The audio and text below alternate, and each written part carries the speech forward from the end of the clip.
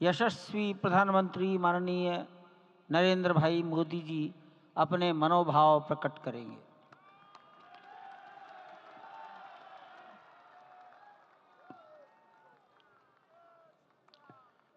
सियावर रामचंद्र की जय। सियावर रामचंद्र की जय। श्रद्धेय मंच, सभी संत एवं ऋषिगण, यहाँ उपस्थित और विश्व के कोने कोने में हम सबसे साथ जुड़े हुए सभी राम भक्त, आप सबको प्रणाम, आप सबको राम राम।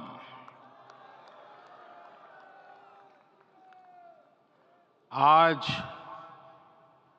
हमारे राम आ गए हैं।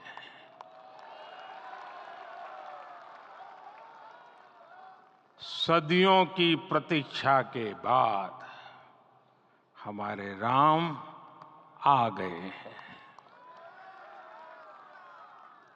सदियों का अभूतपूर्व धैर्य, अनगिनत बलिदान, त्याग और तपस्या के बाद हमारे प्रभु राम आ गए हैं। इस शुभ घड़ी की आप सभी को, समस्त देशवासियों को बहुत बहुत बधाई। मैं अभी गर्भगृह में ईश्वरीय चेतना का साक्षी बनकर आपके सामने उपस्थित हुआ हूं। कितना कुछ कहने को है, लेकिन कंठ अवरुद्ध है। मेरा शरीर अभी भी स्पंदित है,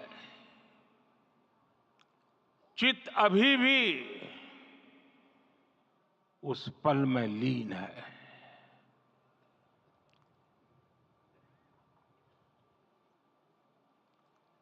हमारे रामलला अब टेंट में नहीं रहेंगे।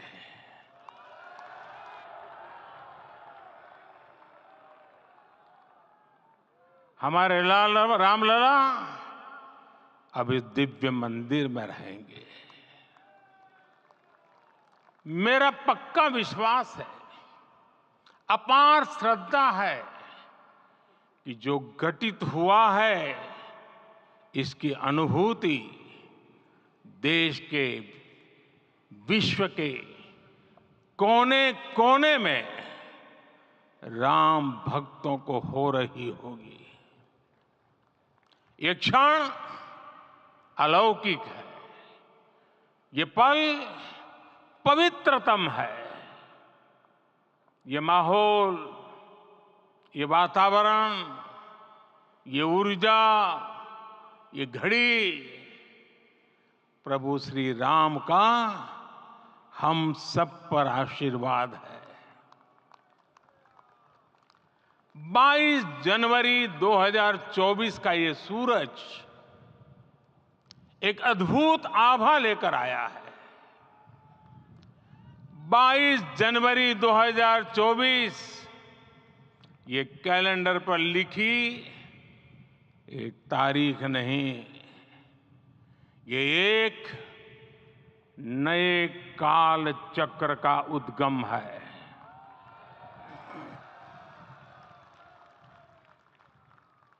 राम मंदिर के भूमि पूजन के बाद से प्रतिदिन पूरे देश में उमंग और उत्साह बढ़ता ही जा रहा था। निर्माण कार्य देख देशवासियों में हर दिन एक नया विश्वास पैदा हो रहा था। आज हमें सदियों के उस धैर्य की धरोहर मिली है। आज हमें श्री राम का मंदिर मिला है। गुलामी की मानसिकता को तोड़कर उठ खड़ा हो राष्ट्र, अतीत के हर दंश से हौसला लेता हुआ राष्ट्र ऐसे ही नव इतिहास का सृजन करता है। आज से 1000 साल बाद भी लोग आज की इस तारीख की, आज के इस पल की चर्चा करेंगे। और ये कितनी बड़ी राम कृपा है कि हम सब इस पल को जी रहे हैं, इसे साक्षात घटित होते देख रहे हैं। आज दिन दिशाएं, दिग दिगंत सब दिव्यता से परिपूर्ण है। ये समय सामान्य समय नहीं है। ये काल के चक्र पर सर्वकालिक शाही से अंकित हो रही अमिट स्मृति रेखाएं हैं। साथियों, हम सब जानते हैं कि जहां राम का काम होता है, वहां पवन पुत्र हनुमान अवश्य विराजमान होते हैं। इसलिए मैं राम भक्त हनुमान और हनुमान गढ़ी को भी प्रणाम करता हूं। मैं माता जानकी, लक्ष्मण जी, भरत, शत्रुघ्न सबको नमन करता हूं। मैं पावन अयोध्यापुरी और पावन सरयू को भी प्रणाम करता हूं। मैं इस पल दैवीय अनुभव कर रहा हूं कि जिनके आशीर्वाद से ये महान कार्य पूरा हुआ है। वे दिव्य आत्माएं, वे दैवीय विभूतियां भी इस समय हमारे आसपास उपस्थित है। मैं इनसे भी दिव्य चेतनाओं को भी कृतज्ञता पूर्वक नमन करता हूं। मैं आज प्रभु श्री राम से क्षमा याचना भी करता हूं।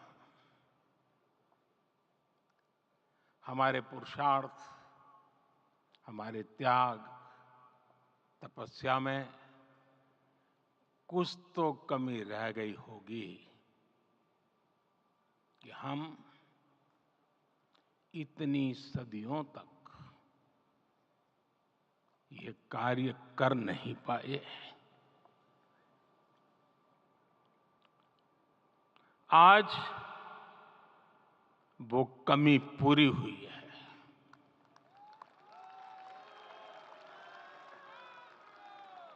मुझे विश्वास है प्रभु राम आज हमें अवश्य क्षमा करेंगे। मेरे प्यारे देशवासियों, त्रेता में राम आगमन पर पूज्य संत तुलसीदास जी ने लिखा है, प्रभु बिलो की हर से पुरबासी, जनित वियोग विपत्ति सबनासी। अर्थात प्रभु का आगमन देकर ही सब अयोध्यावासी, समग्र देशवासी हर्ष से भर गए। लंबे वियोग से जो आपत्ति आई थी, उसका अंत हो गया। उस कालखंड में तो वो वियोग केवल 14 वर्षों का था। तब भी इतना असह्य था। इस युग में तो अयोध्या और देशवासियों ने सैकड़ों वर्षों का वियोग सहा है। हमारी कई कई पीढ़ियों ने वियोग सहा है। भारत के तो संविधान में उसकी पहली प्रति में भगवान राम विराजमान है। संविधान के अस्तित्व में आने के बाद भी दशकों तक प्रभु श्री राम के अस्तित्व को लेकर कानूनी लड़ाई चली। मैं आभार व्यक्त करूंगा भारत की न्यायपालिका का, जिसने न्याय की लाज रख ली।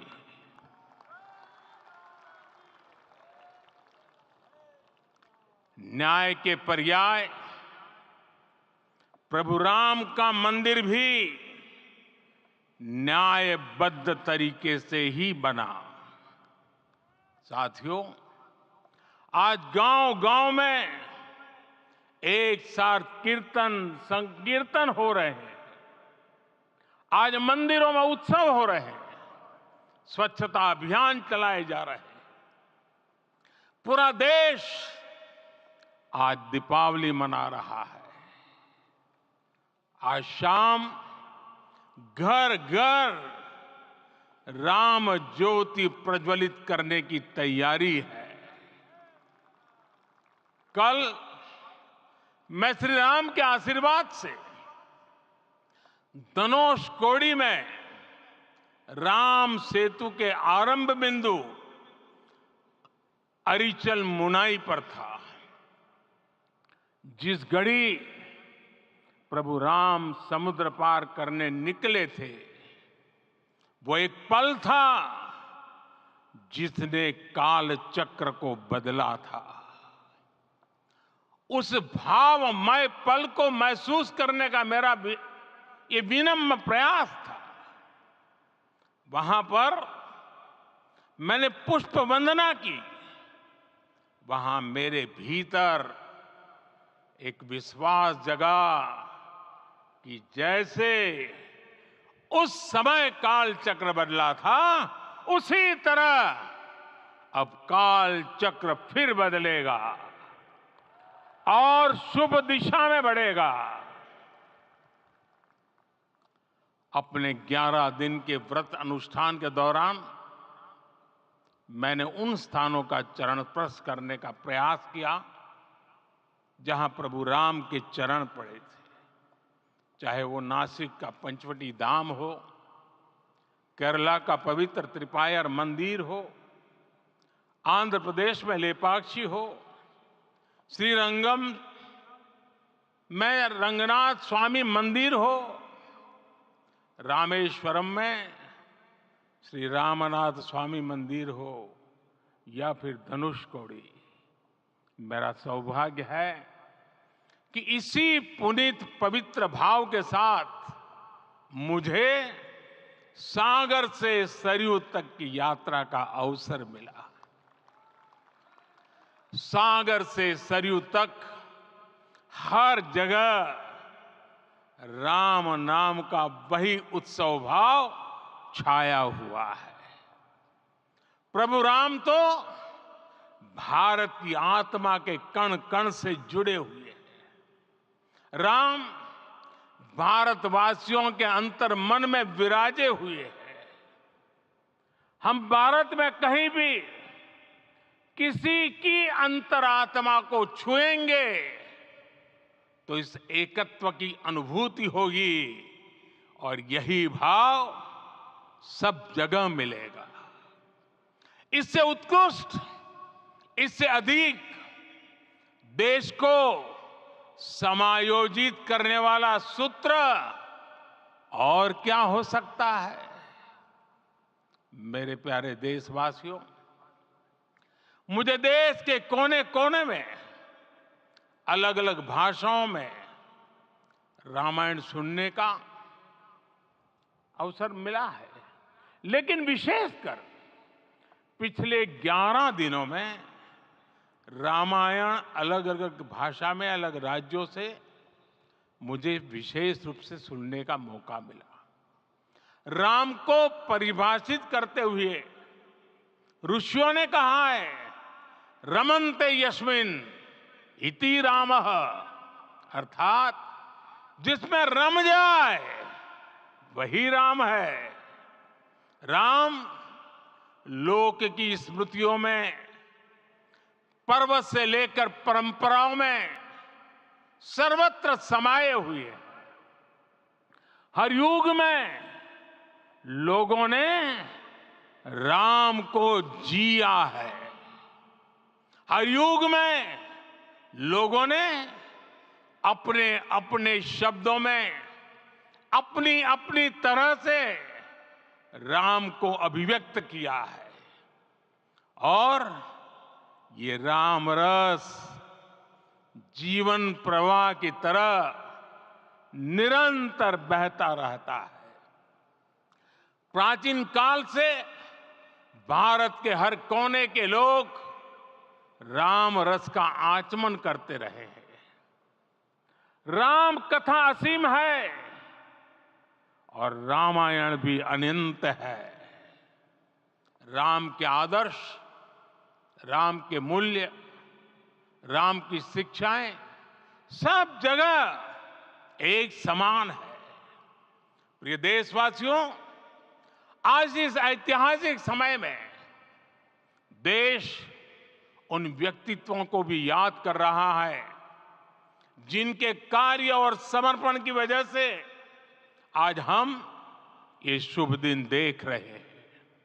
राम के इस काम में कितने ही लोगों ने त्याग और तपस्या की पराकाष्ठा करके दिखाई है।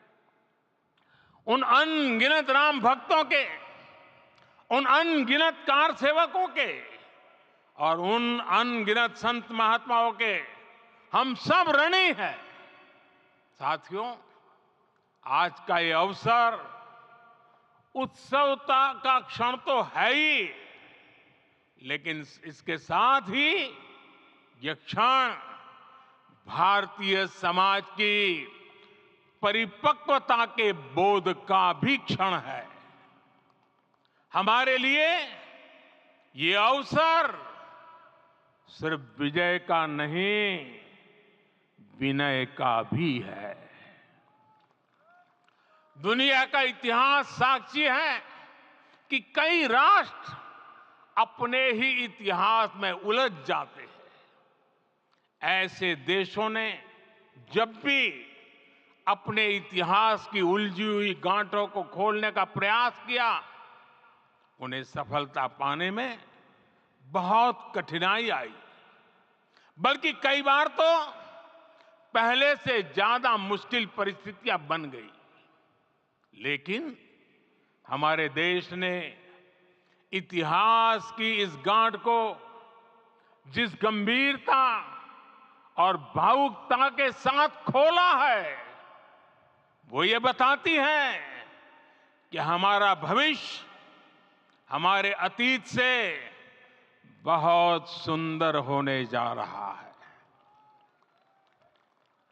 वो भी एक समय था जब कुछ लोग कहते थे कि राम मंदिर बना तो आग लग जाएगी। ऐसे लोग भारत के सामाजिक भाव की पवित्रता को नहीं जान पाए। रामलला के इस मंदिर का निर्माण भारतीय समाज के शांति, धैर्य, आपसी सद्भाव और समन्वय का भी प्रतीक है। हम देख रहे हैं ये निर्माण किसी आग को नहीं, बल्कि ऊर्जा को जन्म दे रहा है। राम मंदिर समाज के हर वर्ग को एक उज्जवल भविष्य के पथ पर बढ़ने की प्रेरणा लेकर आया है। मैं आज उन लोगों से आह्वान करूंगा, आइए आप महसूस कीजिए, अपनी सोच पर पुनर्विचार कीजिए। राम आग नहीं है, राम ऊर्जा है। राम विवाद नहीं, राम समाधान है। राम सिर्फ हमारे नहीं है, राम तो सबके हैं। राम वर्तमान नहीं, सिर्फ वर्तमान ही नहीं, राम अनंत काल है। साथियों, आज जिस तरह राम मंदिर प्राण प्रतिष्ठा के इस आयोजन से पूरा विश्व जुड़ा हुआ है, उसमें राम की सर्वव्यापकता के दर्शन हो रहे हैं। जैसा उत्सव भारत में है, वैसा ही अनेक देशों में है। आज अयोध्या का यह उत्सव रामायण की उन वैश्विक परंपराओं का भी उत्सव बना है। रामलला की ये प्रतिष्ठा वसुधैव कुटुंबकम के विचार की भी प्रतिष्ठा है। साथियों, आज अयोध्या में केवल श्री राम के विग्रह रूप की प्राण प्रतिष्ठा नहीं हुई है, ये श्री राम के रूप में साक्षात भारतीय संस्कृति के प्रति अटूट विश्वास की भी प्राण प्रतिष्ठा है। ये साक्षात मानवीय मूल्यों और सर्वोच्च आदर्शों की भी प्राण प्रतिष्ठा है। इन मूल्यों की, इन आदर्शों की आवश्यकता आज संपूर्ण विश्व को है। सर्वे भवन्तु सुखिनः, ये संकल्प हम सदियों से दोहराते आए हैं। आज उसी संकल्प को राम मंदिर के रूप में साक्षात आकार मिला है। ये मंदिर मात्र एक देव मंदिर नहीं है, ये भारत की दृष्टि का, भारत के दर्शन का, भारत के दिग्दर्शन का मंदिर है। ये राम के रूप में राष्ट्र चेतना का मंदिर है। राम भारत की आस्था है, राम भारत का आधार है, राम भारत का विचार है, राम भारत का विधान है, राम भारत की चेतना है, राम भारत का चिंतन है, राम भारत की प्रतिष्ठा है, राम भारत का प्रताप है, राम प्रवाह है, राम प्रभाव है, राम नेति भी है, राम नीति भी है, राम नित्यता भी है, राम निरंतरता भी है, राम विभु है, विशद है, राम व्यापक है, विश्व है, विश्वात्मा है। और इसलिए जब राम की प्रतिष्ठा होती है तो उसका प्रभाव वर्षों या शताब्दियों तक ही नहीं होता, उसका प्रभाव हजारों वर्षों के लिए होता है। महर्षि वाल्मीकि ने कहा है, राज्यम 10 सहस्त्राणि प्राप्य वर्षाणि राघवः, अर्थात राम 10,000 वर्षों के लिए राज्य पर प्रतिष्ठित हुए, यानी हजारों वर्षों के लिए राम राज्य स्थापित हुआ। जब त्रेता में राम आए थे तब हजारों वर्षों के लिए राम राज्य की स्थापना हुई थी। हजारों वर्षों तक राम विश्व पथ प्रदर्शन करते रहे थे।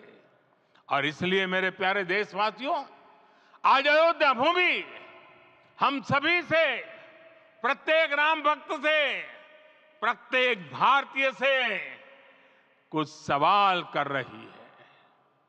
श्री राम का भव्य मंदिर तो बन गया, अब आगे क्या? सदियों का इंतजार तो खत्म हो गया, अब आगे क्या? आज के इस अवसर पर जो दैव जो दैवीय आत्माएं हमें आशीर्वाद देने के लिए उपस्थित हुई हैं, हमें देख रही हैं, उन्हें क्या हम ऐसे ही विदा करेंगे? नहीं, कदापि नहीं। आज मैं पूरे पवित्र मन से महसूस कर रहा हूं कि काल चक्र बदल रहा है। ये सुखद संयोग है कि हमारी पीढ़ी को एक कालजयी पथ के शिल्पकार के रूप में चुना गया है। 1000 वर्ष बाद की पीढ़ी राष्ट्र निर्माण के हमारे आज के कार्यों को याद करेगी।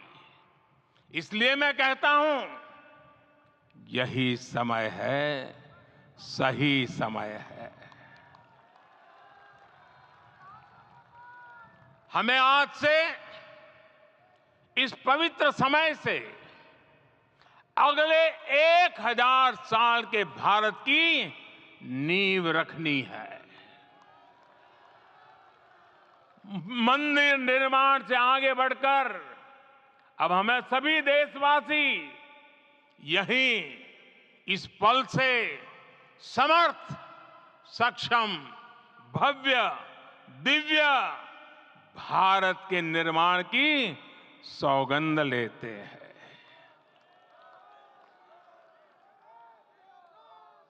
राम के विचार मानस के साथ ही जनमानस में भी हो, यही राष्ट्र निर्माण की सीढ़ी है।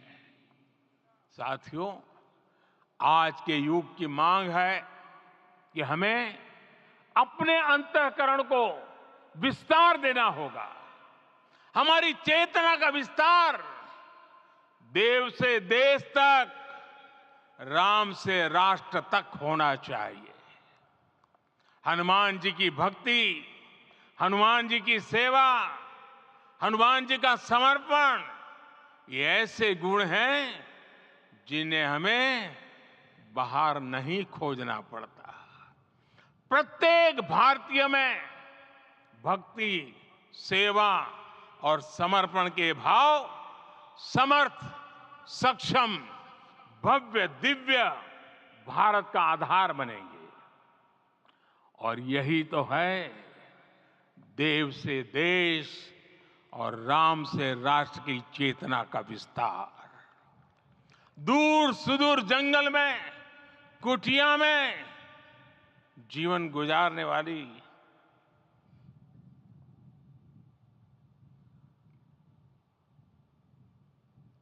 मेरी आदिवासी मां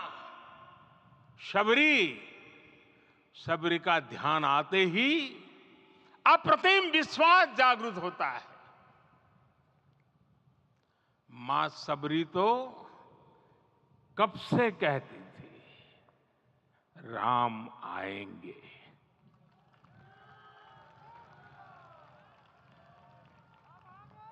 प्रत्येक भारतीय में जन्मा यही विश्वास समर्थ, सक्षम, भव्य भारत का आधार बनेगा।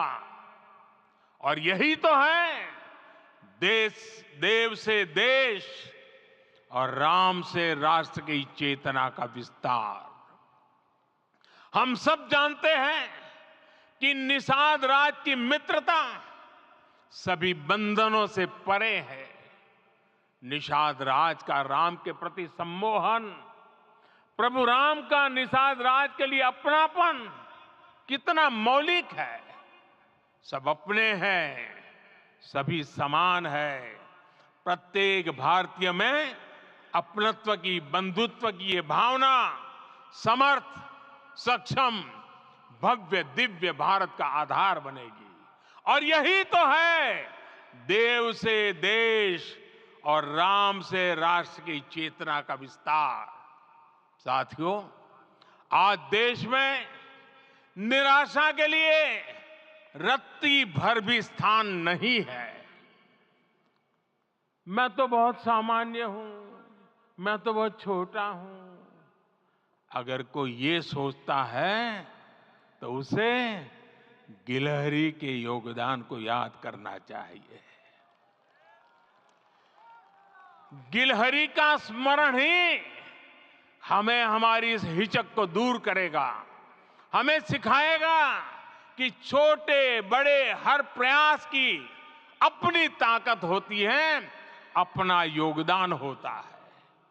और सबके प्रयास की यही भावना समर्थ, सक्षम, भव्य, दिव्य भारत का आधार बनेगी।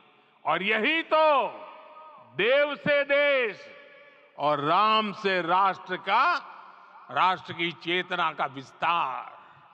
साथियों, लंकापति रावण प्रकांड ज्ञानी थे, अपार शक्ति के धनी थे, लेकिन जटायु जी की मूल्य निष्ठा देखिए। वे महाबली रावण से भिड़ गए। उन्हें भी पता था कि वो रावण को परास्त नहीं कर पाएंगे, लेकिन फिर भी उन्होंने रावण को चुनौती दी। कर्तव्य की यही पराकाष्ठा समर्थ, सक्षम, भव्य, दिव्य भारत का आधार है। और यही तो है देव से देश और राम से राष्ट्र की चेतना का विस्तार। आइए हम संकल्प लें कि राष्ट्र निर्माण के लिए हम अपने जीवन का पल पल लगा देंगे। राम काज से राष्ट्र काज, समय का पल पल, शरीर का कण कण राम समर्पण को राष्ट्र समर्पण के ध्येय से जोड़ देंगे। मेरे देशवासियों, प्रभु श्री राम की हमारी पूजा विशेष होनी चाहिए। ये पूजा स्व से ऊपर उठ करके समष्टि के लिए होनी चाहिए। ये पूजा अहम से उठकर वयम के लिए होनी चाहिए। प्रभु को जो भोग चढ़ेगा वो विकसित भारत के लिए हमारे परिश्रम की पराकाष्ठा का प्रसाद भी होगा।